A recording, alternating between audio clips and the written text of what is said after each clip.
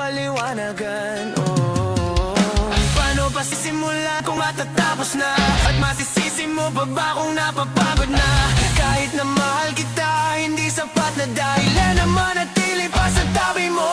Kaya kung mangilaban ka pa, alam mo na iningatan kita.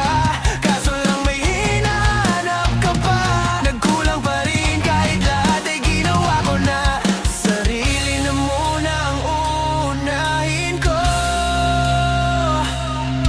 Patawad kung kailangan ko na lumayo sa piling mo. Baka di lang talaga tayong dalawa, at mas mabuting palayain na kita. Ayaw ko nang maging lunas o maging pamunas ng mga luha sa mga mata. Pasensya ka na kung napagod na sa'yo.